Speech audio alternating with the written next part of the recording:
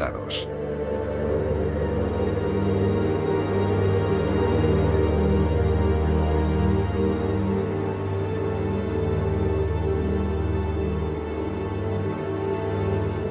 Solo sobrevivieron quienes se hallaban lejos del epicentro o protegidos por muros de hormigón. Al día siguiente de la explosión, el doctor Hachilla trata de ayudar a los heridos. Todos se ven afectados por un mal misterioso. 9 de agosto. Ayer, uno de nuestros enfermos se estuvo quejando todo el día de que le dolía la boca. Hoy le han aparecido numerosas microlesiones en la boca y bajo la piel. Cuando llegó al hospital, el paciente padecía solamente un gran cansancio. Aparentemente no tenía ninguna herida. Esta mañana otros pacientes han empezado a sufrir hemorragias subcutáneas, además de vómitos de sangre. Sin embargo, ninguno de ellos presenta ningún síntoma conocido.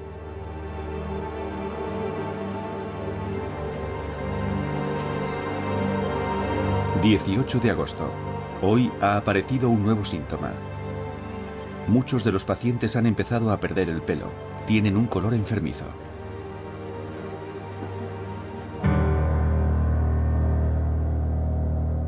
Los observadores enviados sobre el terreno por el ejército japonés no saben qué pensar. Hiroshima y Nagasaki han sido aniquiladas por un arma desconocida. Y no parece tratarse de un gas tóxico.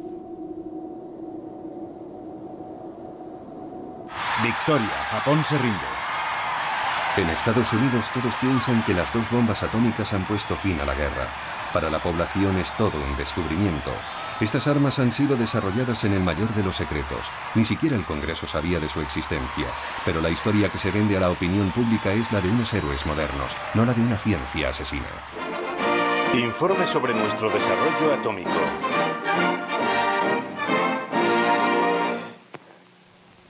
El 16 de julio de 1945, en Álamo Gordo, empezaba la era atómica. 20 segundos. Los doctores James Bryan Conant y Vannevar Bush se encontraban entre el público. 5 segundos. ¡Fuego!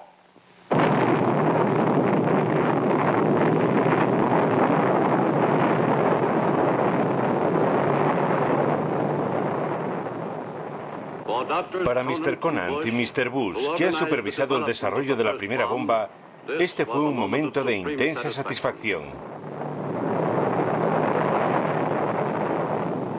Esta película de propaganda narra la historia de la bomba, en la versión del ejército estadounidense. Es una ficción. Solo los personajes son reales. Hay un militar, Leslie Groves, el jefe del mayor proyecto de América durante la guerra, el Proyecto Manhattan.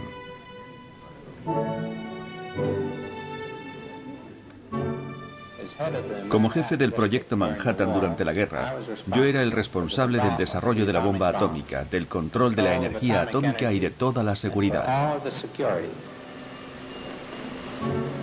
También está Robert Oppenheimer, el responsable científico del Proyecto Manhattan. Adelante, por favor. Control automático. Esta vez hay mucho en juego. Todo saldrá bien, Robert. Estoy seguro de que no nos vamos a arrepentir. Lo sabremos en 40 segundos. Corten. Su obsesión es saber si la bomba será eficaz. Y también está Bush, el político, el que hizo posible la bomba al impulsar la alianza entre militares, científicos e industriales, creando así lo que aún hoy se conoce como complejo industrial militar. De esta alianza nacerá la bomba atómica, un arma que va a cambiar el mundo.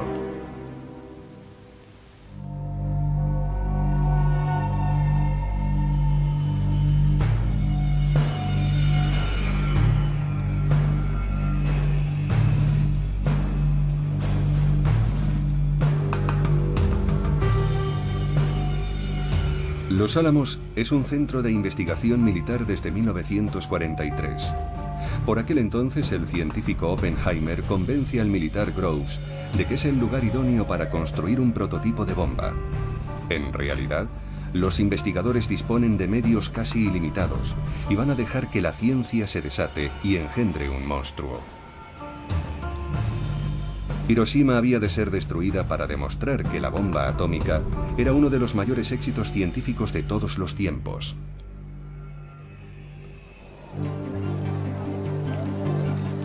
Todo empezó en 1939 cuando el célebre físico danés Niels Bohr acudió a los Estados Unidos para una reunión en Princeton.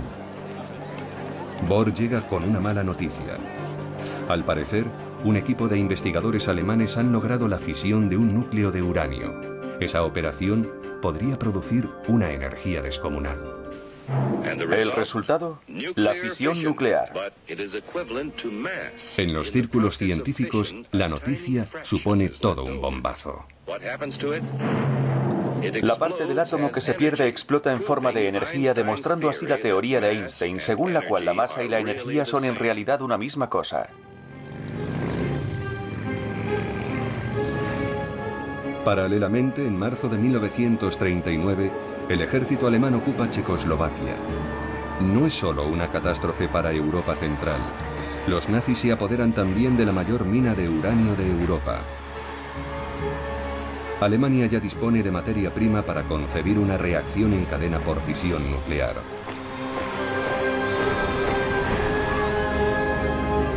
...1 de septiembre de 1939, Polonia es invadida.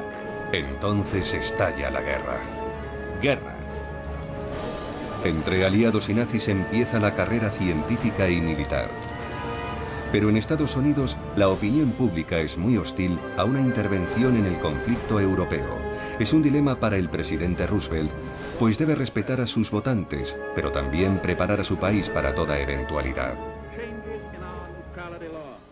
Esta nación seguirá siendo neutral, pero no puedo pedirle al pueblo americano que tenga pensamientos neutrales. Albert Einstein es el físico más célebre de todos los refugiados en Estados Unidos. Como todos los exiliados europeos, judíos y no judíos, sabe de lo que es capaz Hitler. Por tanto, es imposible mantenerse fuera de la carrera armamentística. Empujado por el investigador húngaro Szilard, decide escribirle al presidente de Estados Unidos. Gracias a la labor de Joliot en Francia y Fermi y Szilard en América, ya es posible concebir una reacción nuclear en cadena en una masa importante de uranio, generando así grandes cantidades de energía y elementos nuevos de tipo radiactivo. Esto también podría conducir a la creación de bombas. Una sola bomba de este tipo podría ser transportada en un barco, explotar en un puerto y destruir el puerto entero y sus alrededores. Por aquel entonces, solo un puñado de investigadores entiende lo que está en juego, algo que cambiará el mundo. Un amigo de Einstein entrega personalmente la carta a la Casa Blanca. Roosevelt reacciona de inmediato. Lo que queremos es que los nazis no nos vuelen por los aires. Hemos de tomar medidas. Uno de los asesores científicos de la Casa Blanca es Vannevar Bush, quien se convertirá en uno de los 3 grandes pioneros de la era nuclear. Todos coincidíamos en que la guerra iba a degenerar en un intenso combate, que era inevitable que América acabase participando en ella tarde o temprano, que no estábamos preparados ni por asomo para ella, y lo más importante, que el sistema militar tal y como estaba planteado, nunca podría producir todas las herramientas que seguramente íbamos a necesitar. Bush, el político, preside la enormemente rica Fundación Carnegie. Decide reunir en una misma mesa a científicos, industriales y militares, los 3 pilares del futuro complejo industrial militar. Para tener éxito, Groves, el militar, está seguro de que hacen falta medios colosales y el mayor secretismo.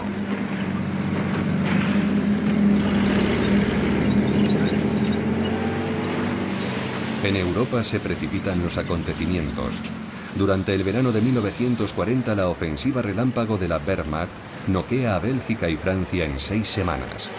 Gran Bretaña se encuentra sola frente a Hitler. Los alemanes desfilan por los Campos Elíseos.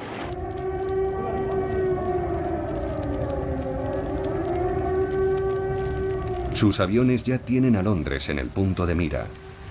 Es la Blitzkrieg, o Guerra Relámpago.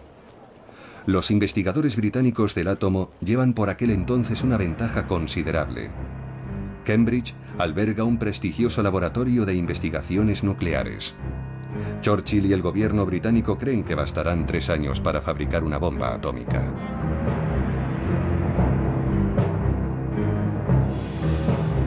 Pero es imprescindible que dichas investigaciones no caigan en manos de los nazis.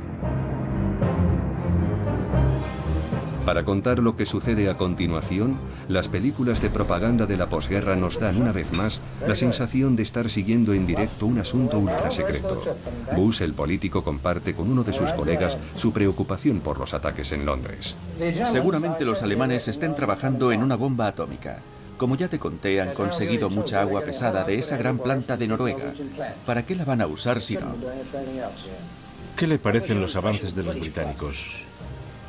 Chadwick y los demás físicos están de acuerdo con nosotros. Con el uranio 235 la bomba funcionará. Pero son conscientes de que eso va a requerir un gran esfuerzo industrial. Los británicos están asfixiados con la actual producción de guerra. Todos solicitan que se realice aquí el trabajo. Y en efecto, la Inglaterra bombardeada decide compartir sus investigaciones con Estados Unidos. Destina a Washington un manual de instrucciones para la energía atómica, el llamado Informe Maud. Hemos llegado a la conclusión de que sería posible fabricar una bomba de uranio de unos 10 kilos que tendría una capacidad de destrucción equivalente a 1.800 toneladas de TNT y liberaría una gran cantidad de material radiactivo letal durante un largo periodo de tiempo en la zona de la explosión.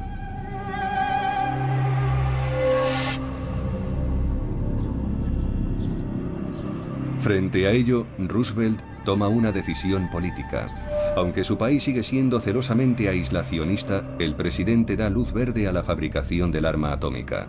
El programa nuclear americano será emprendido al más alto nivel de Estado, sin rendir cuentas al Congreso de Estados Unidos.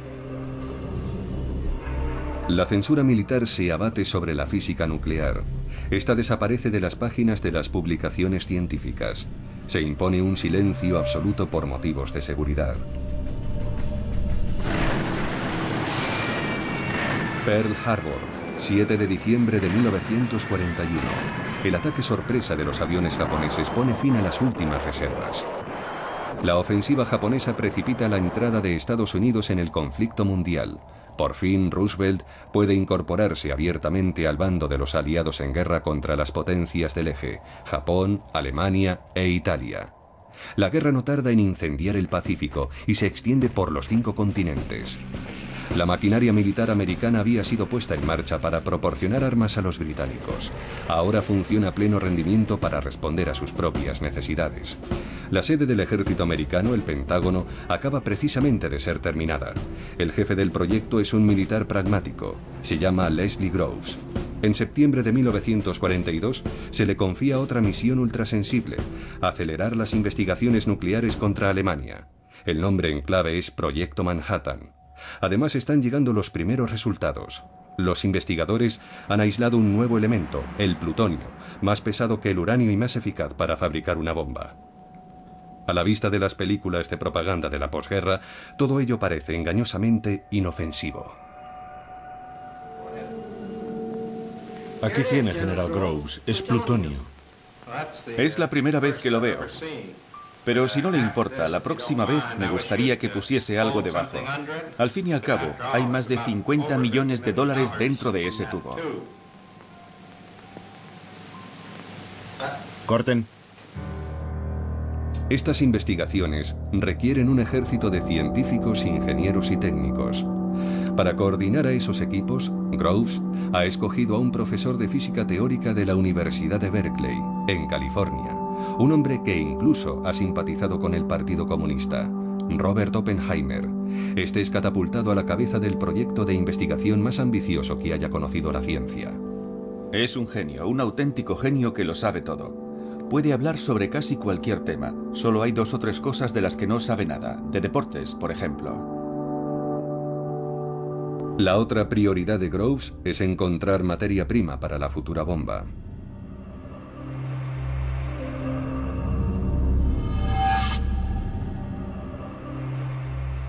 Naturalmente, lo más importante era el mineral de uranio.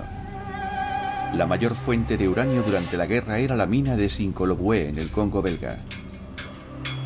Y el hombre clave en ese campo era Edgar Sanier, el director de la Unión Minera del Alto Katanga.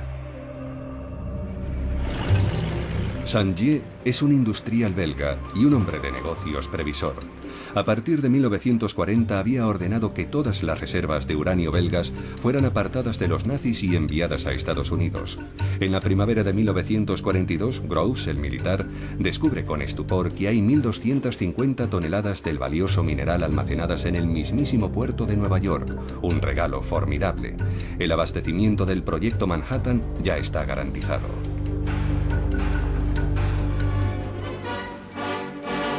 Paralelamente se produce un cambio esencial. Durante el verano de 1942 el Tercer Reich renuncia a su programa nuclear, salvo que los aliados no llegan a saberlo. Para Albert Speer, el nuevo ministro de Armamento y Producción de Guerra, los dirigentes nazis no han comprendido el cambio radical que suponía el arma atómica. Hitler me había hablado alguna vez de la posibilidad de una bomba nuclear, pero esa idea superaba sus capacidades intelectuales. Era incapaz de concebir el aspecto revolucionario de la física nuclear. A propuesta de los físicos especialistas en energía nuclear, renunciamos al proyecto de desarrollar una bomba, tras preguntar yo una vez más cuánto tiempo haría falta para conseguirlo, y que me contestaran que habría que esperar al menos 3 o 4 años. Berlín tiene otras preocupaciones más apremiantes. Para respaldar la ofensiva en el frente ruso, el Reich necesita petróleo, un bien aún más vital que el uranio de las minas checas. Y para ello Hitler tiene la mirada puesta en el Cáucaso en dirección a Bakú e Irán. Dupont de Nemours es uno de los gigantes de la industria americana, inventor del nylon y sobre todo principal fabricante de explosivos y municiones durante la Guerra de Secesión y las 2 guerras mundiales. Desde un principio se solicitó su apoyo para el proyecto Manhattan, al igual que el de Monsanto, Kellogg's y Union Carbide y otros grandes grupos americanos. Hiroshima debía ser destruida para consolidar el poder económico y político del complejo industrial militar.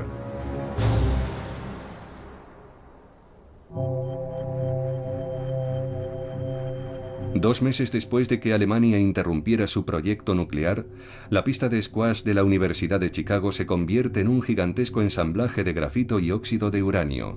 Se trata del prototipo CP1, una pila nuclear de 350 toneladas. Dicho de otro modo, es el primer reactor atómico de la historia y los investigadores aliados quieren ponerlo a prueba lo antes posible. El experimento tiene lugar el 2 de diciembre de 1942. Al imponerse el secreto militar, ni la universidad, ni los estudiantes, ni la ciudad de Chicago están prevenidos. Ante un público de eruditos, el italiano Enrico Fermi, Premio Nobel de Física, ordena el inicio de la reacción en cadena. Si se equivoca en sus cálculos, habrá una explosión nuclear en pleno centro de Chicago.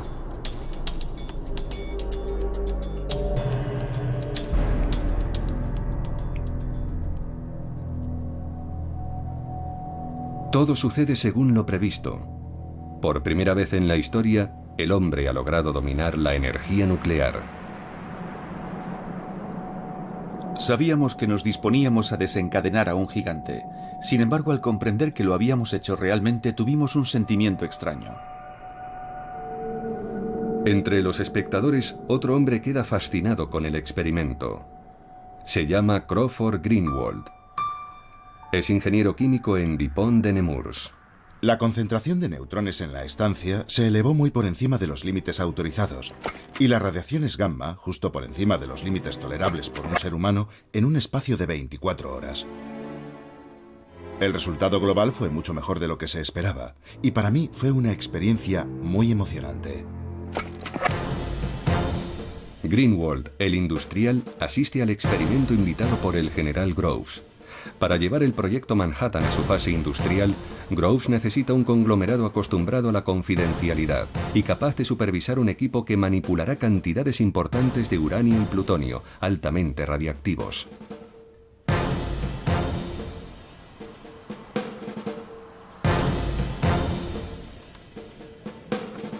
El contrato es colosal, pero los riesgos también. El industrial Greenwald duda.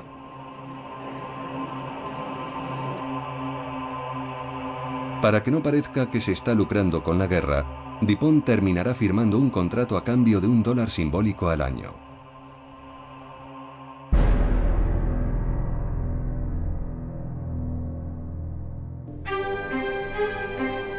Estamos en la costa oeste, en pleno desierto, a 300 kilómetros de Seattle, Hanford. El tamaño de las instalaciones construidas por DuPont de Nemours permite hacerse una idea de las necesidades industriales ingentes del proyecto. Las obras cubren un área de 1.500 kilómetros cuadrados. Tras 9 meses, 85.000 obreros construyen 3 reactores nucleares y una planta purificadora de agua capaz de abastecer una ciudad de 1 millón de habitantes.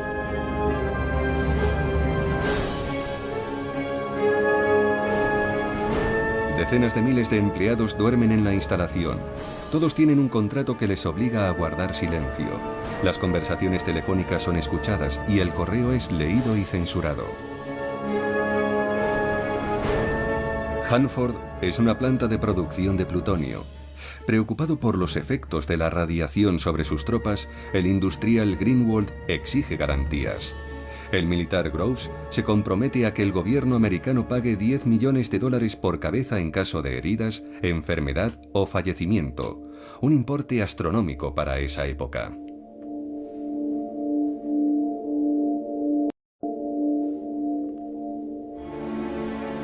El proyecto Manhattan se reparte por toda la geografía americana. Esta otra unidad es gestionada por Monsanto y General Electric.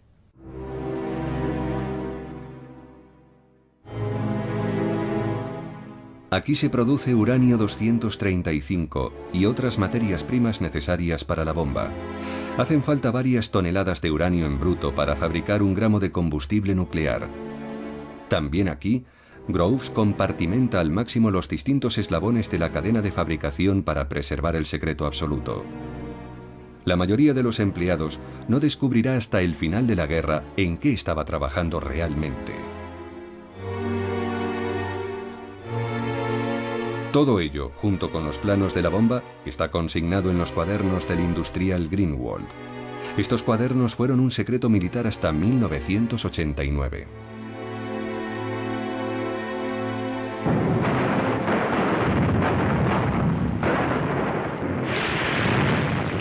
A principios de 1943 el viento de la guerra cambia de dirección. En el frente europeo la ola alemana que se dirigía hacia el Cáucaso rompe violentamente en Stalingrado. Agotado por el invierno ruso, el Sexto Ejército se rinde ante los soviéticos.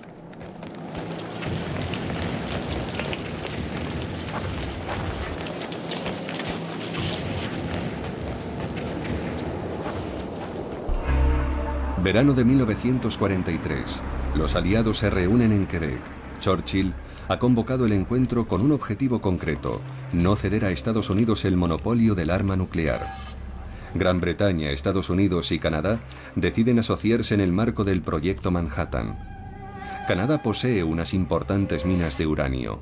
Proporcionará 4.000 toneladas del mineral hasta 1946. 2 años después de que los ingleses pusieran a buen recaudo sus investigaciones al otro lado del Atlántico, una veintena de científicos británicos se incorpora a los laboratorios americanos. Los recién llegados se suman a los miles de investigadores, ingenieros y técnicos que ya están trabajando en el proyecto Manhattan. Los Álamos es el tercer gran centro de investigación del proyecto Manhattan. La vida se desarrolla en condiciones de alta seguridad, en familia, sin contacto con el exterior. La edad media es de 27 años. En este lugar ultrasensible convergen todos los materiales producidos en las distintas plantas industriales. Con ellos se podrán montar las primeras bombas atómicas. Entre los científicos llegados de Londres se encuentra el número K22, Klaus Fuchs. Nadie sabe que este joven físico alemán es un comunista que trabaja para Moscú. La geopolítica se instala en el mundo de los científicos. Sobre el terreno, investigadores y militares se plantean cuestiones muy concretas. ¿Qué arma construir? ¿Bombas de precisión para diezmar la flota enemiga? ¿O más bien un arma de destrucción masiva tal y como la describe el científico Oppenheimer a su amigo Enrico Fermi? Desearía hablarle de la cuestión de los alimentos contaminados por productos radiactivos. Recomendaría postergar el proyecto en la medida de lo posible. Considero que no deberíamos llevar a cabo el plan si no conseguimos envenenar la suficiente comida como para matar a 500.000 de personas.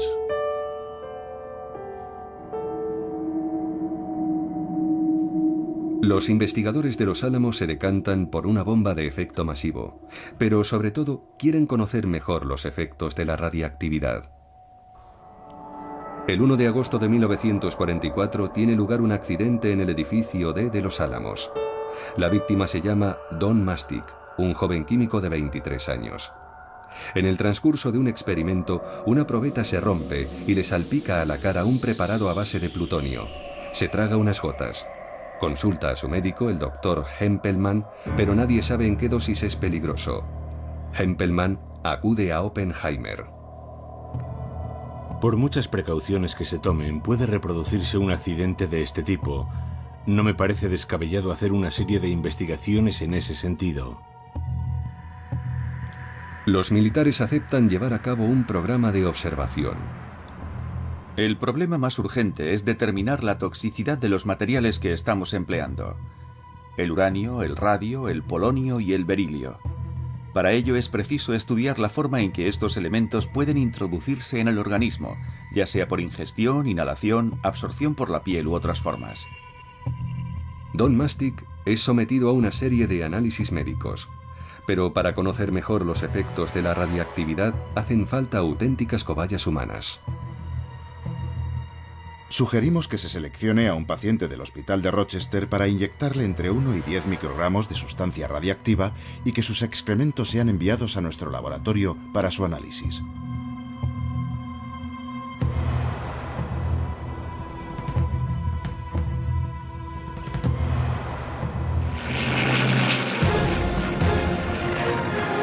Lejos de los laboratorios americanos, en el verano de 1944, el Ejército Rojo irrumpe en Polonia. Los aliados ocupan Sicilia y desembarcan en Normandía, abriendo un nuevo frente en el oeste.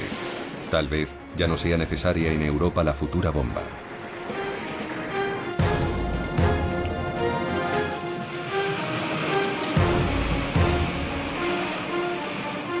En el Pacífico, la Armada Americana se aproxima más laboriosamente a Japón.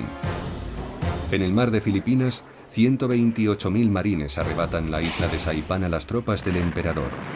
Acto seguido, el Estado Mayor establece ahí sus primeras bases aéreas. Tokio está al alcance de los bombarderos B-29, pero sigue negándose a rendirse. Roosevelt sabe que en política los mayores secretos terminan siempre destapándose. Ya lo había anticipado Lincoln antes que él. Nadie puede engañar a todo el mundo todo el tiempo. Cuando la bomba salga a la luz, habrá que sacarle partido. Con ella, América podrá dictar sus condiciones tanto a enemigos como a aliados, empezando por Stalin.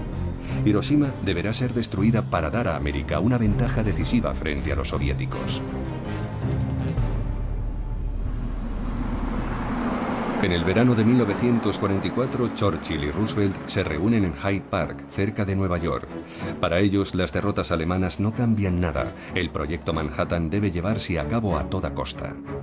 La idea de que el mundo debería ser informado sobre el programa nuclear con el objetivo de llegar a un acuerdo internacional sobre su control y su uso es inadmisible.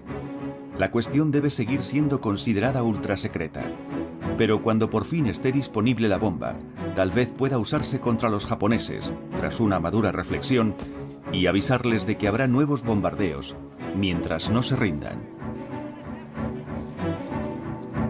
Más de un año antes de los bombardeos de Hiroshima y Nagasaki, los políticos confirman el objetivo señalado por los militares. Será Japón. En el otoño de 1944, en plena debacle alemana, el general Groves envía una unidad especial al frente europeo. En Estrasburgo realiza un descubrimiento crucial oculto en el hospital de la ciudad, un laboratorio de física alemán. El científico de la tropa comienza inmediatamente a examinar los archivos. Según los documentos alemanes, el programa nuclear nazi ha sido interrumpido hace 2 años. Las tan temidas armas de destrucción masiva de Hitler no llegaron a existir nunca. Con ellas se evapora la amenaza que había justificado el proyecto Manhattan. En la conferencia de Yalta, Churchill y Roosevelt aún no pueden usar la baza de la bomba. y los informadores de Stalin aún no le han desvelado todos los secretos del proyecto Manhattan. Los aliados y los soviéticos empiezan a repartirse el mundo antes del inicio de la era nuclear. Stalin se muestra interesado por los territorios chinos ocupados por los japoneses. Se compromete a atacar al ejército japonés 90 días después de la caída de Berlín.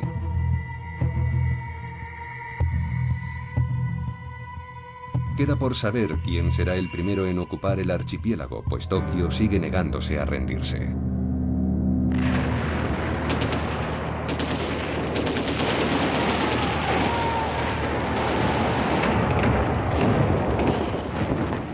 En el Pacífico, la conquista de Iwo Jima es larga y difícil. Pero ahora los B-29 de las fuerzas aéreas estadounidenses tienen el terreno despejado para bombardear suelo japonés.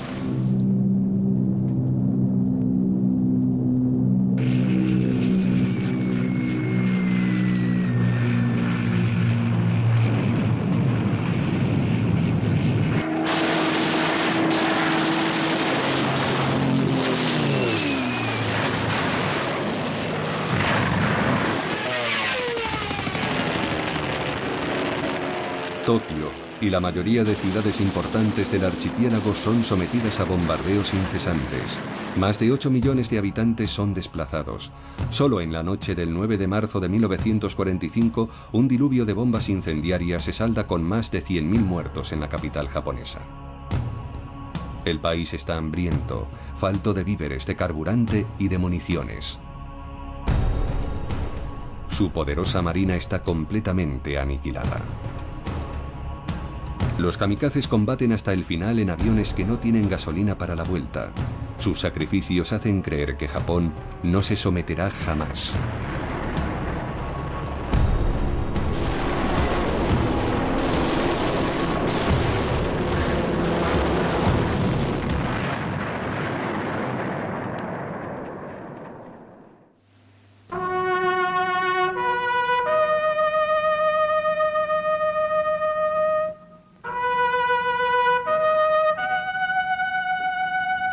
Roosevelt muere el 12 de abril de 1945. Su sucesor, un ex senador especializado en asuntos militares, Harry Truman, no está al corriente del proyecto Manhattan, a pesar de haber sido vicepresidente de Estados Unidos durante 6 meses. Su secretario de guerra le revela que Roosevelt le ha legado un secreto aplastante. Stimson me dijo que quería hablarme de la existencia de un enorme proyecto en desarrollo. Un proyecto relacionado con la elaboración de un nuevo explosivo con un poder destructivo casi inconcebible. Eso fue todo lo que pudo confiarme entonces, y su declaración me dejó perplejo. Pero Truman no tardará en comprender la ventaja estratégica inédita que le confiere la bomba atómica. El que será su ministro de Asuntos Exteriores, James Burns, un allegado a Roosevelt, está convencido de ello. Burns me dijo que el arma podría ser tan poderosa como para barrer potencialmente ciudades enteras y exterminar poblaciones a una escala sin precedentes. Y añadió que pensaba que la bomba podría darnos los medios para dictar las condiciones del fin de la guerra. El propio Burns escribe el discurso de investidura de Truman. La perspectiva de disponer pronto del arma suprema refuerza la intransigencia americana. Alemania y Japón pueden estar seguros, más allá de toda duda, de que América seguirá luchando por la libertad hasta que no quede una sola bolsa de resistencia.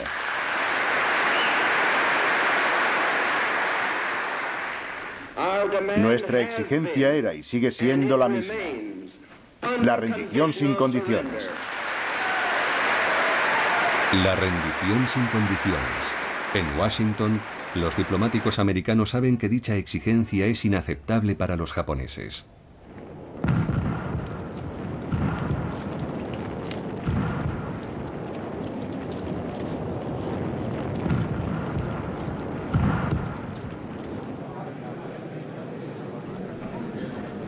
El 8 de mayo el mundo conoce la capitulación de Alemania. Berlín ha sido conquistada por el Ejército Rojo. Los soviéticos también han liberado Varsovia, Praga, Budapest y Sofía. Stalin no tiene intención de retirarse todavía. Siguiendo el acuerdo secreto de Yalta, Moscú se dispone ahora a entrar en guerra con Japón. Las tropas soviéticas empiezan a confluir en Manchuria, en el noreste de China.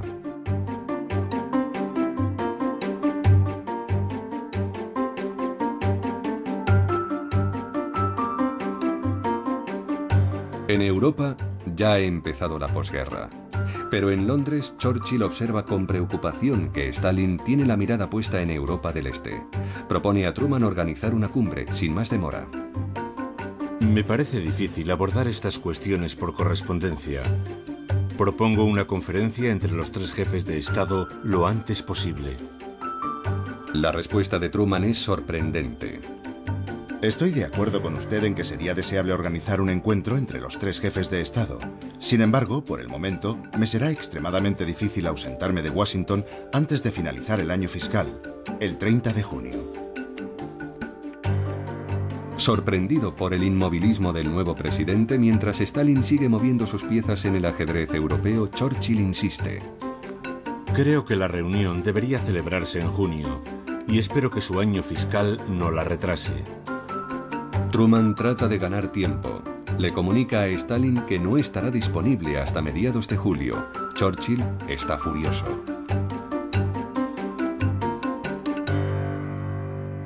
Considero que el 15 de julio, repito, julio, el mes después de junio, es demasiado tarde para abordar las urgentes cuestiones que reclaman toda nuestra atención. Yo había propuesto el 15 de junio, repito, junio, el mes antes de julio, pero si no es posible, ¿por qué no el 1, el 2 o el 3 de julio? Truman termina imponiendo su voluntad. La reunión tendrá lugar en Potsdam, cerca de Berlín, el 15 de julio. El 15 de julio también es el día escogido para la primera prueba de una bomba de plutonio en Álamo Gordo. Truman desea conocer el resultado de la prueba antes de la cumbre de Potsdam.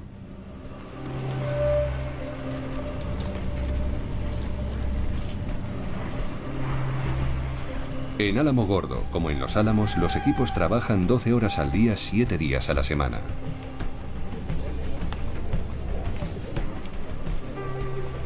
Así lo cuenta Oppenheimer.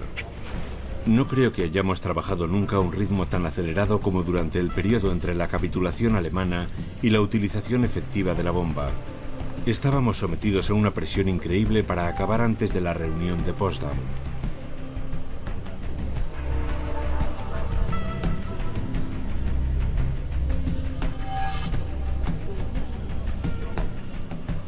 Washington ya no se plantea si hay que usar o no la bomba atómica contra Japón, sino cuándo y, sobre todo, cómo. Los objetivos no deben haber sido destruidos por bombardeos anteriores. También es deseable que el primer objetivo sea de un tamaño tal que los daños se limiten al ámbito de aplicación. Así determinaremos mejor la potencia de la bomba. Hasta la fecha, 3 ciudades relativamente intactas han sido designadas como objetivos: Niigata, Kokura e Hiroshima. La prueba debe ser eficaz desde el primer bombardeo. Para las fuerzas aéreas estadounidenses, Hiroshima presenta muchas ventajas. Es un buen objetivo, y su tamaño es tal que una buena parte de la ciudad puede quedar dañada. Las colinas circundantes podrían producir un efecto de reverberación que aumentaría considerablemente los daños. Queda por saber si hay que advertir a los japoneses. Algunos científicos en Chicago son partidarios de ello. Consideramos imprudente el uso de la bomba nuclear contra Japón sin anunciárselo previamente. Si Estados Unidos es el primer país en usar este nuevo medio de destrucción, perderá el apoyo de la opinión pública en todo el mundo. Leo Szilard, el físico exiliado amigo de Einstein, acude específicamente a Washington para defender la causa de los civiles. El secretario de Estado americano Burns le da a entender que ya nada puede detener la máquina.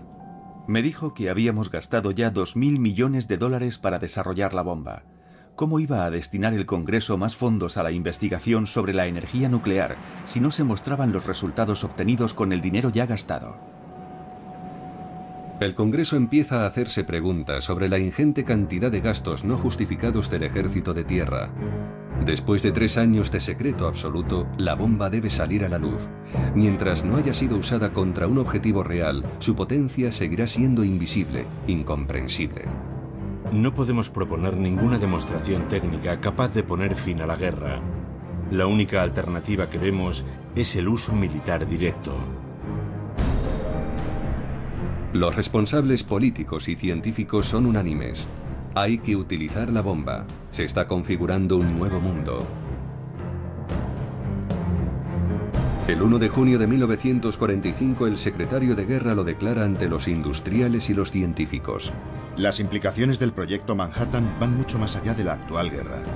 Hay que mantener intactas las plantas industriales existentes, formar reservas importantes de materiales de uso militar, industrial y técnico, y por fin abrir el camino al desarrollo industrial. América ya está preparando el futuro. La bomba atómica desempeñará un papel central en él, y la perspectiva de una industria nuclear a gran escala empieza a perfilarse.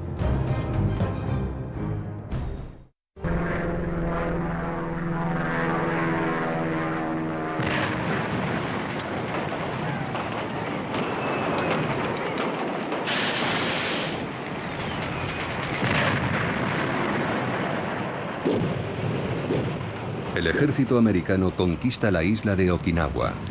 Es la batalla más sangrienta de toda la Guerra del Pacífico. Mueren 12.000 soldados americanos y más de 100.000 soldados japoneses, y al menos el mismo número de civiles.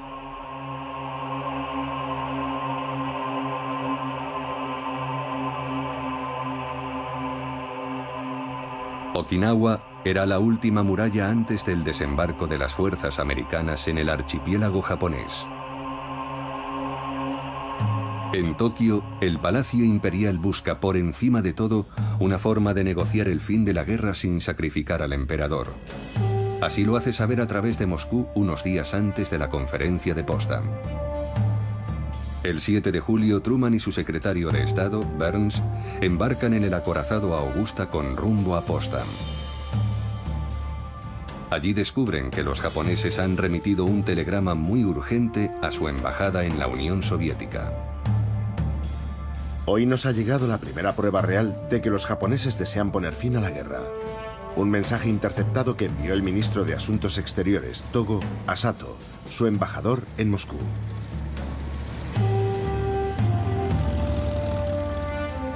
Le pide que se reúna con Molotov y le comunique que el emperador ansía poner fin a la guerra. Asimismo, Togo asegura que el término capitulación sin condiciones propuesto por los aliados es el único obstáculo para el cese de las hostilidades y que de mantenerse es inevitable que los japoneses sigan combatiendo.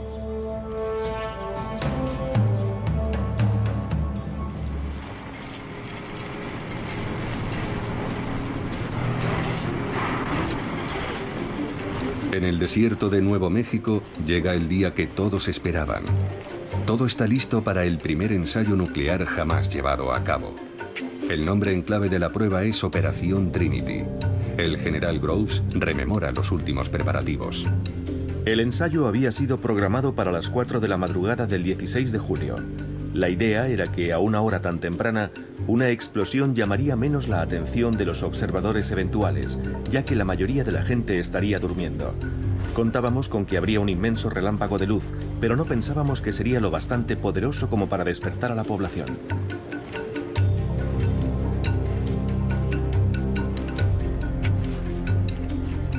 Lo llaman el Gadget, una bomba de implosión cargada con 6 kilos de plutonio.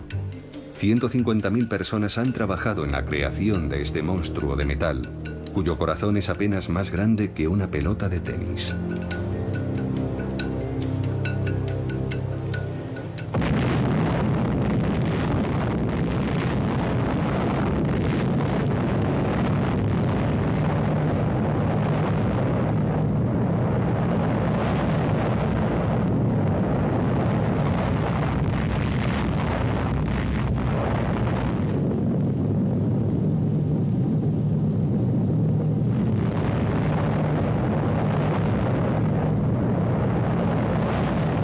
La bola de luz fue visible en un radio de hasta 300 kilómetros. El éxito del primer ensayo nuclear de la historia superó todas las expectativas. El hombre ha adiestrado una nueva fuerza de la naturaleza. El proyecto Manhattan ha dotado a Estados Unidos del arma absoluta, pero el secreto ha de ser mantenido, hoy más que nunca.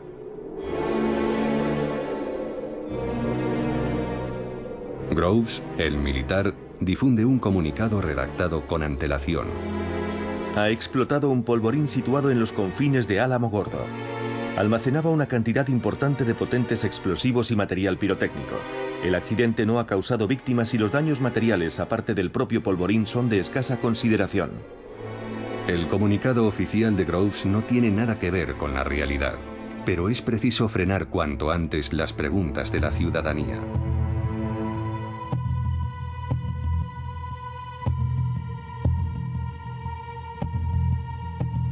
Truman y Burns llegan a Potsdam ese mismo día. Reciben al instante un telegrama encriptado procedente de Alamogordo. La operación tuvo lugar por la mañana. El diagnóstico es aún reservado, pero los resultados parecen satisfactorios y ya superan las previsiones. Durante su primera entrevista con Stalin, Truman aún no ha asimilado todo el alcance de esas palabras. La conferencia sigue su curso. Tal y como prometieron en Yalta, los soviéticos entrarán en guerra con Japón el 15 de agosto. Pero las noticias que van llegando desde Nuevo México en las horas y días siguientes cambian por completo las coordenadas de la situación. Churchill percibe inmediatamente un cambio en la actitud de los americanos. Solo comprende el porqué al día siguiente, al leer el informe completo del general Groves.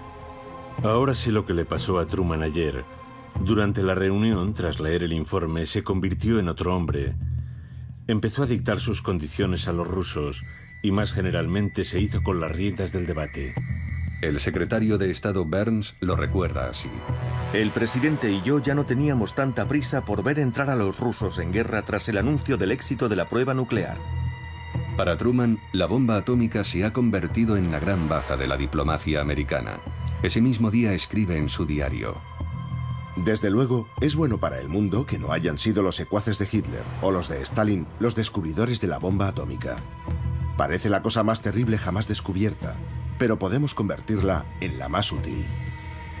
Truman ya no necesita el respaldo soviético para doblegar a Tokio, pero aún queda por probar la bomba antes de que un Japón totalmente arrinconado entregue las armas.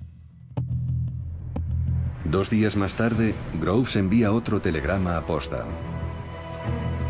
Dependiendo del estado de preparación del paciente y las condiciones atmosféricas, la operación podría tener lugar en cualquier momento a partir del 1 de agosto. Comienza la cuenta atrás.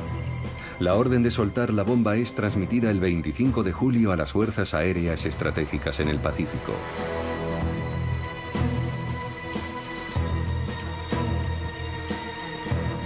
Truman, Churchill y Chiang Kai-shek firman la declaración final de los aliados. La Unión Soviética de Stalin ni siquiera ha sido invitada a participar en la redacción del texto. Llamamos al gobierno japonés a aceptar sin más dilación la capitulación sin condiciones de sus fuerzas armadas, evidenciando así su buena fe. La otra alternativa para Japón será una destrucción instantánea y total. Furioso, Stalin comprende que ha sido traicionado. Sabe a través de su espía en Los Álamos que la bomba atómica está lista. Acelera el despliegue de sus tropas en Extremo Oriente, en un intento por ser el primero en ocupar Japón. En Potsdam acaba de escribirse el primer capítulo de la Guerra Fría.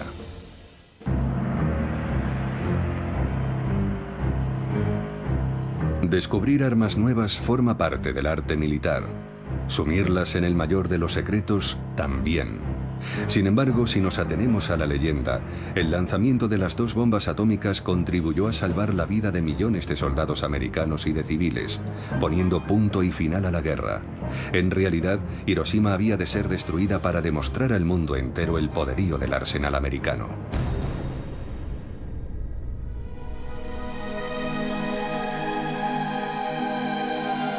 El aeropuerto militar americano de Tinian.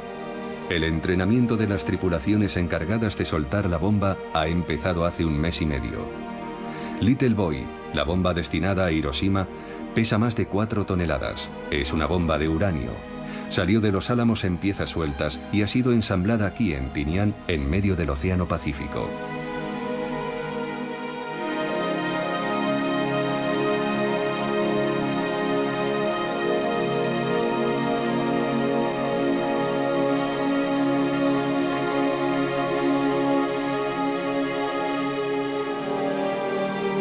Un bombardero B-29 se prepara para recibir la bomba. Es bautizado como Enola Gay, en homenaje a la madre del piloto. 6 de agosto de 1945. Para una mayor precisión, el lanzamiento de la bomba ha de efectuarse por contacto visual, no por radar.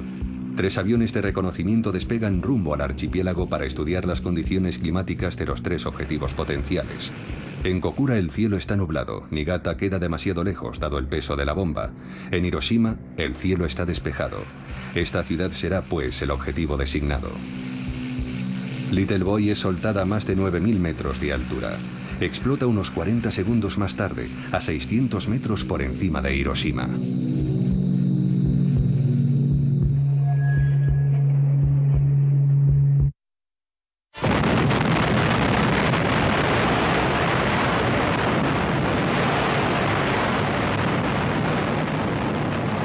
La bola de fuego liberada por la explosión nuclear alcanza una temperatura de 1.000.000 de grados centígrados. Se propaga a una velocidad superior a la del sonido, quemando todo el oxígeno a su paso. Es como si estuvieran haciendo un sol en la superficie de la Tierra.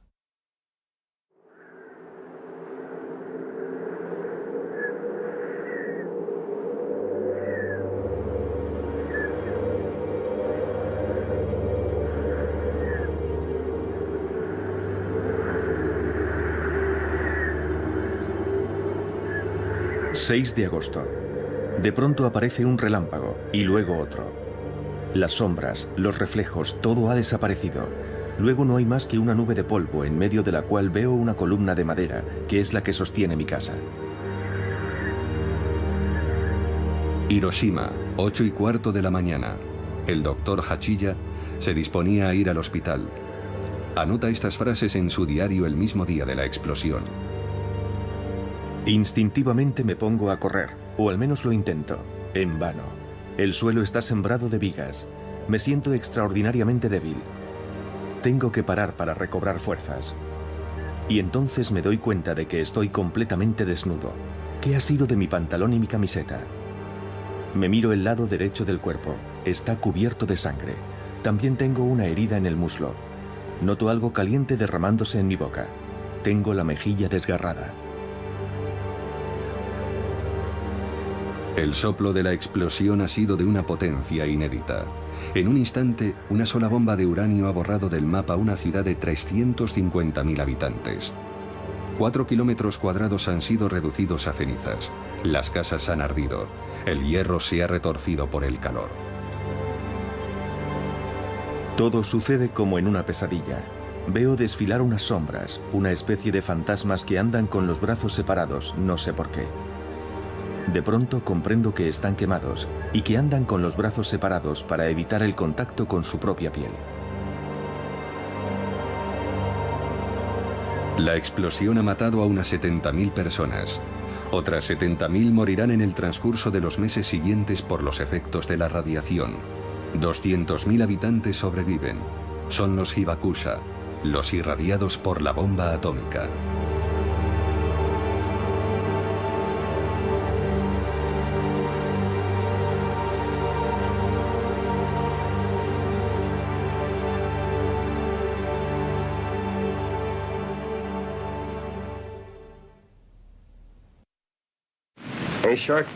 Un avión americano acaba de lanzar una bomba sobre la ciudad de Hiroshima, destruyendo su utilidad para el enemigo. La potencia de esta bomba es superior a la de 20.000 toneladas de TNT. Es una bomba atómica. Es la dominación del poder elemental del universo. A los 2 días de la explosión de la bomba en Hiroshima, los soviéticos declaran la guerra a Japón. 1,5 millones de soldados atraviesa las fronteras de Manchuria, ocupada por Japón desde 1931.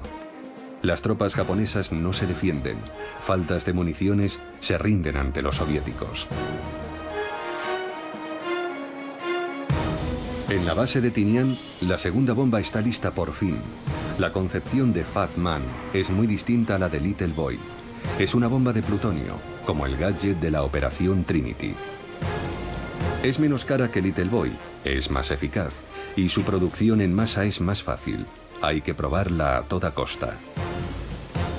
Ya solo falta la dedicatoria del general Groves. Se la transmite desde Estados Unidos a su brazo derecho, el coronel Farrell. Para Hirohito, con todo mi cariño.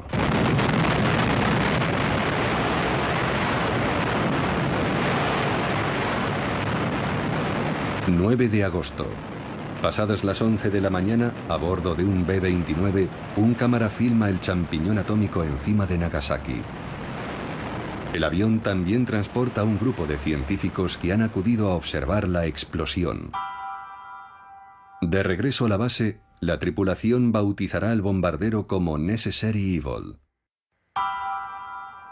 Para la historia, la bomba nuclear ha pasado a convertirse en un mal necesario.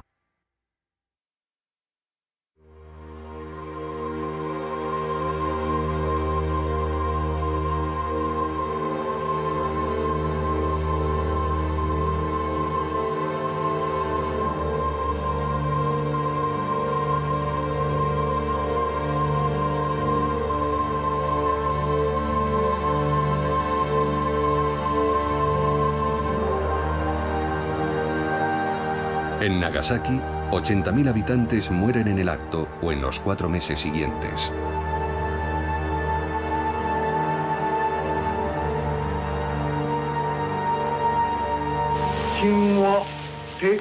Hemos dado orden al gobierno del imperio de comunicar a América, Inglaterra, China y la Unión Soviética que aceptamos su declaración conjunta.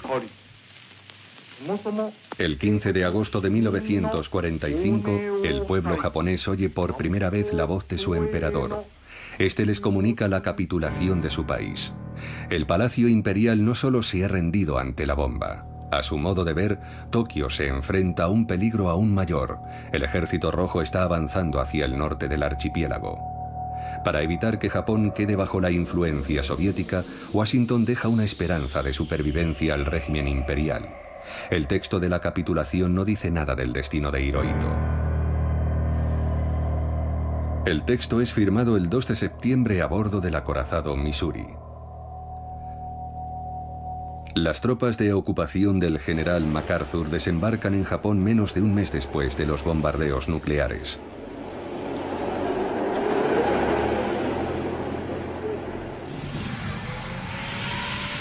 Pero los primeros extranjeros en llegar a Hiroshima y Nagasaki son los periodistas. El australiano Peter Barchett queda horrorizado ante los síntomas que presentan los supervivientes. En Hiroshima, 30 días después de la primera explosión atómica, que ha destruido por completo una ciudad y conmocionado al mundo entero, los habitantes que no han sido tocados directamente por la deflagración sufren atroces dolores y siguen muriendo por razones aún desconocidas que solo podemos describir como una peste atómica. El ejército se apresura a contraatacar.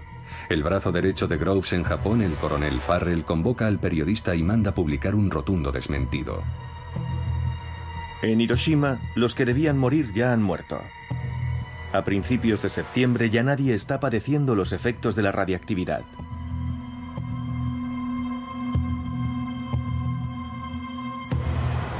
Farrell visita el hospital de Hiroshima.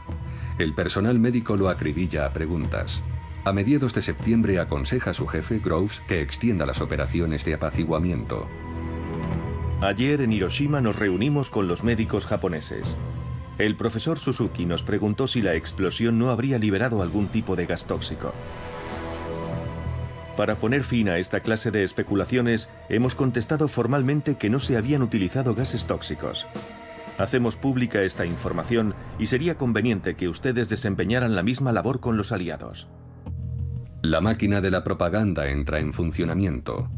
Hay que tranquilizar a todo el mundo mientras las tropas americanas se instalan en el país. En Estados Unidos, la operación de propaganda también empieza a dar sus frutos. Los responsables del proyecto Manhattan consiguen vender a la prensa la proeza tecnológica de los Álamos. El 11 de septiembre de 1945, el militar Groves y el científico Robert Oppenheimer organizan para la prensa un viaje a la zona cero de Nuevo México.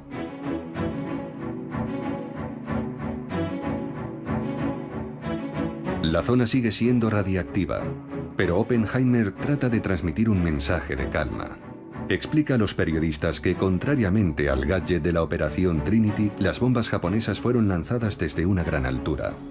No deberían darse efectos comparables a los de las armas químicas, ni envenenamiento de la Tierra por los elementos radiactivos, ni las demás atrocidades que suelen acompañar las grandes explosiones.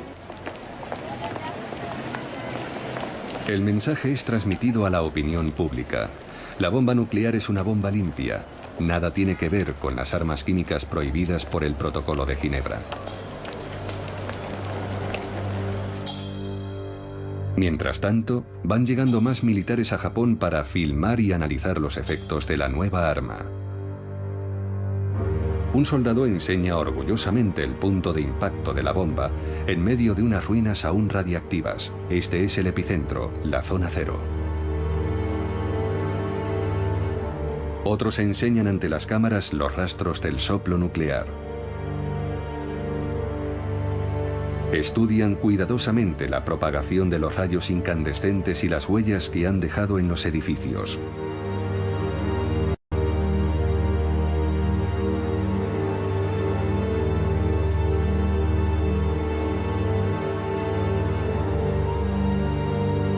Ante la prensa, las fuerzas de ocupación niegan rotundamente la persistencia de la radiactividad. Mientras tanto, los observadores americanos siguen midiéndola meticulosamente.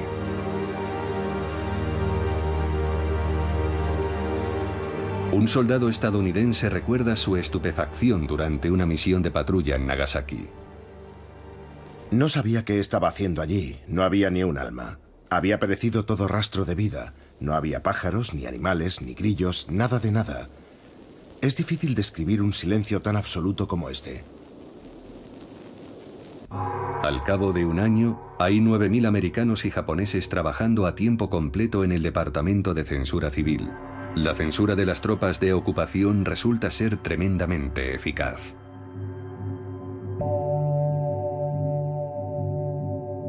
En los periódicos de Hiroshima se retiran los caracteres de imprenta correspondientes a los términos bombardeo atómico y radiactividad. Durante casi 10 años, ningún japonés podrá leer una línea sobre los supervivientes irradiados, los hibakusas. Tras el fuego atómico, se abate una cortina de plomo sobre Hiroshima y Nagasaki.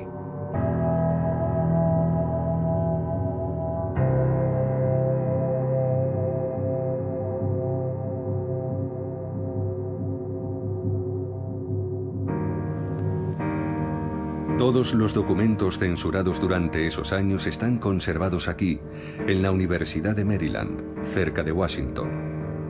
Decenas de miles de libros, periódicos y carteles. Frente a los oficiales americanos que protestan contra el peso de esta censura, el general MacArthur se mostrará siempre inflexible. Esta propaganda falaz y perniciosa tiene por objetivo dar la impresión de que se ha instaurado una censura arbitraria y cínica. Tras haber amordazado a la prensa, queda una operación más delicada por llevar a cabo: la desinformación sobre los efectos de la bomba. En noviembre de 1945, el Congreso americano abre una comisión de investigación sobre el desarrollo del átomo y su control. Groves prosigue su operación de legitimación ante los senadores. Si hubiéramos tenido que combatir en Japón, el número de víctimas hubiera sido enorme. Churchill lo estimaba en más de 1 millón de muertos. La bomba atómica hizo imposible que los japoneses siguieran en guerra, pese a su decisión de combatir hasta el final. Si hubieran seguido, se habrían llevado con ellos a decenas de miles de americanos. Groves juega con las cifras. ¿La bomba ha salvado algunas decenas de miles o 1 millón de vidas americanas? Da lo mismo. Lo importante es defender en directo la doctrina del mal necesario ante los parlamentarios. Asimismo, ante la cuestión sensible de las radiaciones residuales, Groves se atiene a una línea oficial poco escrupulosa con los matices. No hay radiaciones residuales, un no muy rotundo. Salvo en el momento de la propia explosión, que solo ha durado un instante, no ha habido daños radiactivos. Un senador le pregunta si existe algún antídoto contra la radiación. Groves responde lo siguiente. Hay varios tipos de daños radiactivos. Si la radiación es lo bastante fuerte, la muerte es instantánea. Una dosis menos fuerte puede entrañar una muerte diferida, pero los médicos dicen que el sufrimiento es soportable y que incluso es una forma bastante agradable de morir.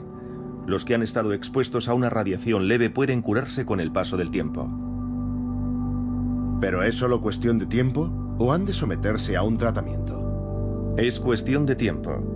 Si una persona que trabaja con materiales radiactivos es irradiada accidentalmente, le basta con un periodo de baja para curarse. Los senadores terminan adhiriéndose a las tesis de Groves. Su objetivo es el mismo: tranquilizar a la opinión pública sobre el desarrollo nuclear llamado a un futuro radiante. Entre los militares, la unanimidad de fachada sobre los beneficios de la bomba nunca ha sido total. Tan solo 2 días después del bombardeo de Nagasaki, el hombre que transmitió la orden de soltar la bomba, el general Spaatz, ya apuntaba en su libreta. Cuando se discutió sobre la bomba atómica en Washington, estando yo presente, no era partidario de usarla. Por lo mismo por lo que nunca he estado a favor de destruir ciudades enteras y exterminar a todos sus habitantes. Ese mismo día, el expresidente Herbert Hoover le confiaba al secretario de Guerra Stimson. El uso de la bomba atómica y el exterminio indiscriminado de mujeres y niños me escandalizan profundamente.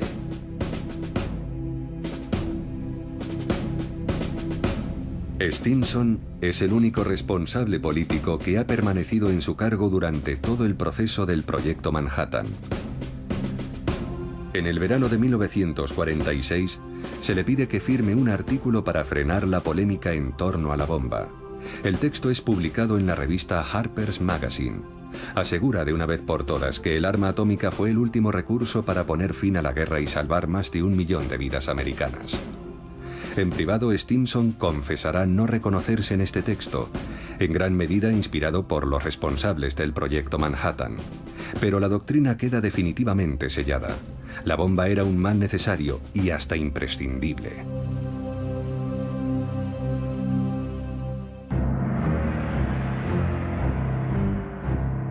En Nueva York, un congreso reúne a científicos, industriales y militares en torno a la cuestión del futuro del átomo.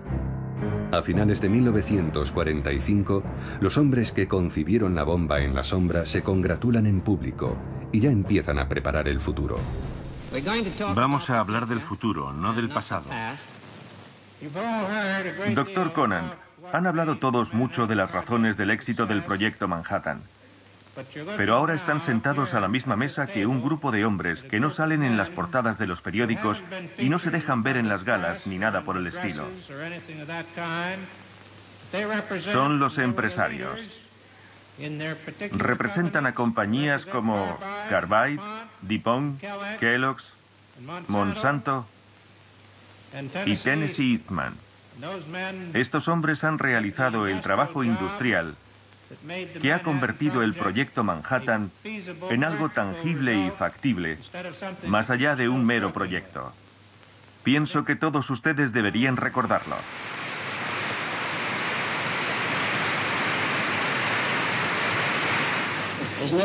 No veo ninguna diferencia entre resolver los problemas de la construcción de una bomba atómica, lo que ya era una tarea enorme, y resolver los problemas del uso de la energía atómica con fines pacíficos. Pacíficos. Esta palabra clave cierra la página de Hiroshima para inaugurar la vía de una industria nuclear civil. En agosto de 1946, Truman crea la Comisión de Energía Atómica de Estados Unidos, o AEC, formada por civiles. La guerra ha terminado. Los generales abandonan todos los puestos de decisión. En enero de 1947, la AEC toma el mando de las plantas industriales militares de Hanford y Oak Ridge. La energía nuclear saldrá a conquistar el mundo y se convertirá en una potencia industrial y económica. El juramento hipocrático obliga a salvar vidas humanas, no a usarlas a modo de cobayas. Sin embargo, eso fue lo que ocurrió en Hiroshima y Nagasaki. El proyecto Manhattan ya ha dado lugar a experimentos con seres humanos, pero el uso de la bomba atómica permitirá llevarlos a cabo a una escala mucho mayor. Este experimento a tamaño natural, estudiado durante décadas, ha permitido a América prepararse para los peligros de la era nuclear.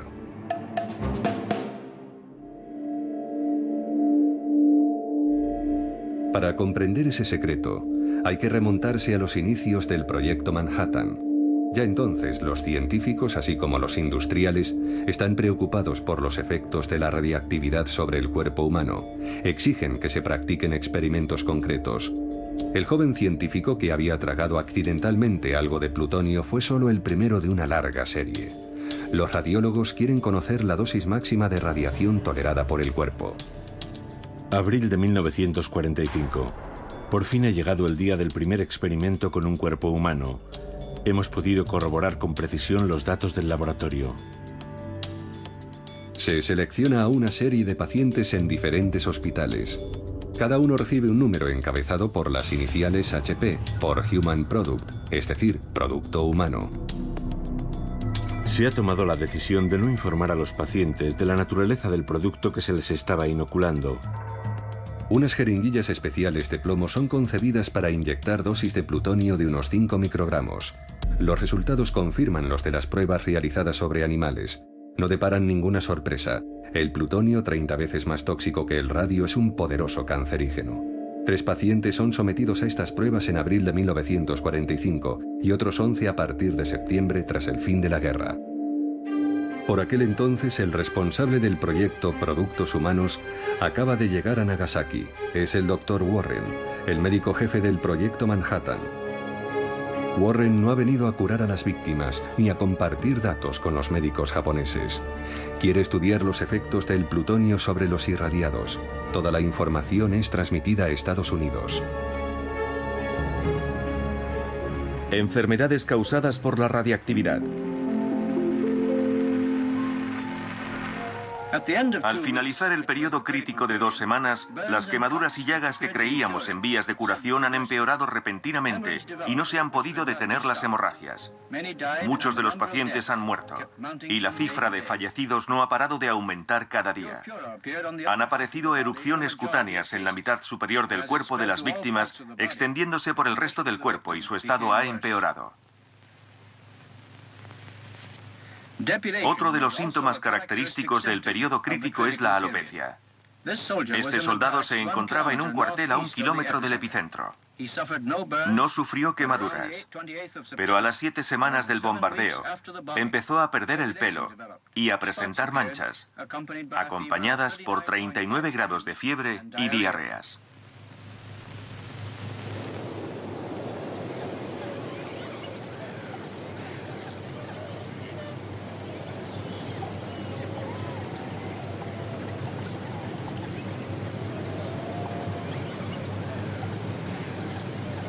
Los asistentes de Warren recopilan informes médicos, toman muestras y filman la evolución de los síntomas.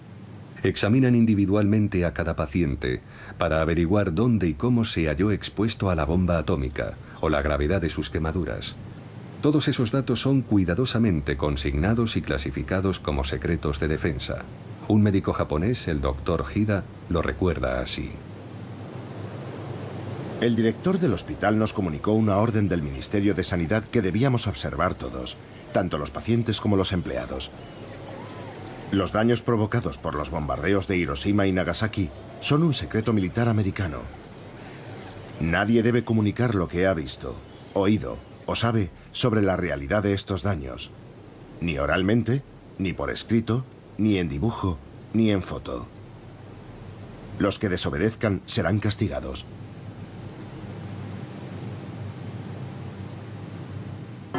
Warren, el médico, es muy preciso en sus observaciones.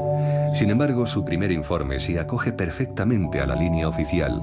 La bomba atómica apenas emite radiación, brevemente y sin consecuencias.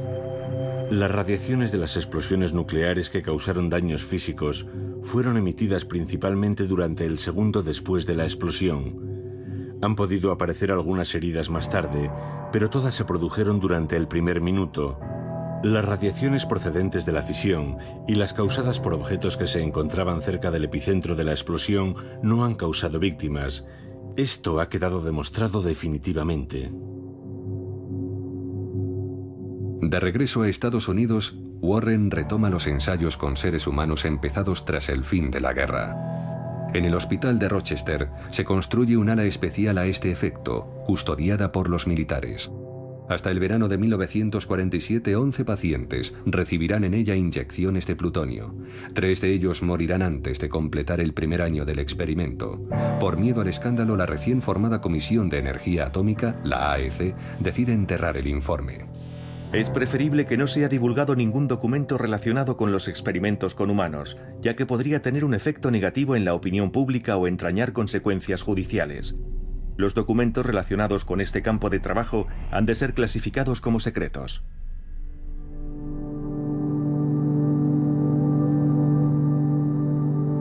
En Estados Unidos se habla de la ética médica, mientras en Hiroshima y Nagasaki comienza una gran investigación sobre las radiaciones. El nuevo secretario de la Armada, James Forrestal, presiona a Truman para que explote los datos científicos recabados en Hiroshima y Nagasaki. Los resultados provisionales de la investigación arrojan que unos 14.000 japoneses han sido irradiados por la explosión nuclear. El análisis de estas personas y de los demás habitantes es una oportunidad única y muy importante para los aliados para emprender investigaciones médicas y biológicas sobre los efectos de la radiactividad. Dichas investigaciones no pueden ser interrumpidas ahora, sino que han de llevarse a cabo a largo plazo. Una oportunidad única. Poco después, Truman promueve la fundación de una comisión de víctimas de la bomba atómica, la ABCC, que se instala en Hiroshima y Nagasaki. Con la colaboración del Ministerio de Sanidad japonés, la ABCC retoma el trabajo del Dr. Warren a gran escala, estudiar el efecto a largo plazo de la radiación sobre las víctimas de la bomba. Una vez más, los supervivientes se ven obligados a cooperar en las investigaciones médicas, sin recibir ningún tratamiento. Una vez más, los datos recabados son clasificados, recopilados, archivados y enviados a Estados Unidos. América se prepara así para enfrentarse a los nuevos peligros de la era nuclear. Los bancos de datos médicos de la ABCC fueron secreto de defensa hasta 1975. En 1973, un informe confidencial de la ABCC explicaba la vital importancia de esta labor para futuras generaciones. Desde el punto de vista de la protección contra la radiación, es importante y útil conocer las consecuencias a largo plazo de las bombas atómicas. Las observaciones sobre el cáncer, el envejecimiento acelerado, las alteraciones citogenéticas y las mutaciones en los descendientes deben proseguirse al menos durante toda la vida de los supervivientes. Estos conocimientos pueden aplicarse a las futuras políticas sanitarias de las naciones donde el progreso genere indirectamente catástrofes radiactivas. Progreso. Ya ha sido pronunciada la palabra. Será el leitmotiv del boom de la posguerra y de la Guerra Fría. El progreso a toda costa sin consultar a los pueblos. Y el paroxismo del progreso es la energía nuclear.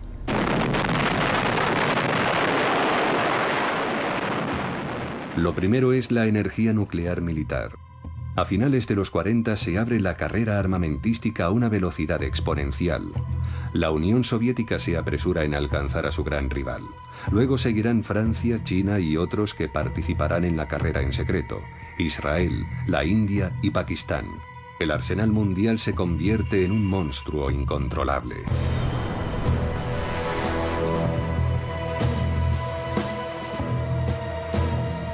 También simbolizan el progreso las nuevas centrales, que abastecen a numerosos países con una energía milagrosa, inagotable e inocua. Con la ayuda de su antiguo enemigo, Estados Unidos, Japón se convierte en el tercer productor mundial de energía. Pero Fukushima vuelve a sumir brutalmente al país en la pesadilla atómica. En Hiroshima, la antigua ABCC es hoy todo un referente internacional sobre las normas de protección contra la radiactividad.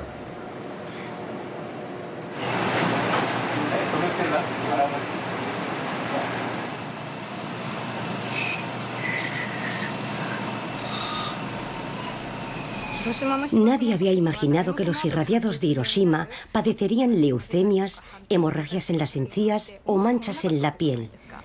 Pero ahora sabemos bien que en una zona determinada y con una dosis determinada de radiación surgirá tal o cual problema. Los habitantes de Fukushima están preocupados porque piensan en el riesgo de padecer cáncer. Recuerdan las imágenes de Hiroshima, las quemaduras, las bocas desdentadas, los cadáveres. Supongo que están muy angustiados porque se imaginan que les puede ocurrir lo mismo.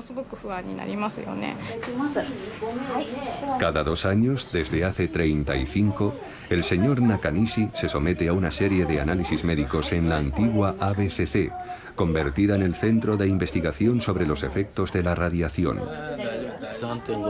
Mi madre me dijo que estaba a unos 3,5 kilómetros del epicentro en el momento de la explosión.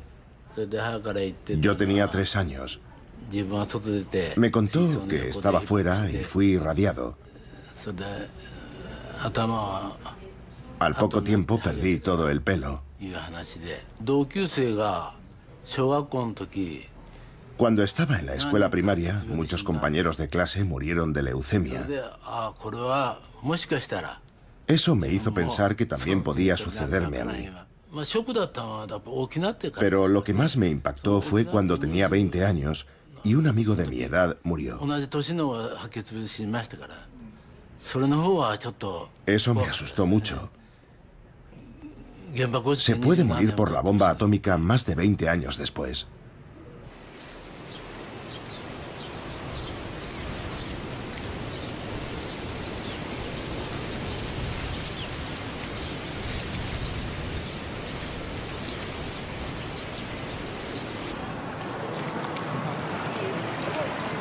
Todos los años, el 6 de agosto, los habitantes de Hiroshima conmemoran el día en que el mundo se adentró en la era nuclear.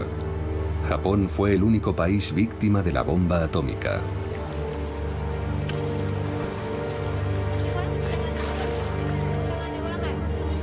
En Hiroshima y Nagasaki, estas lámparas de papel son depositadas en el río para apaciguar las almas de los desaparecidos.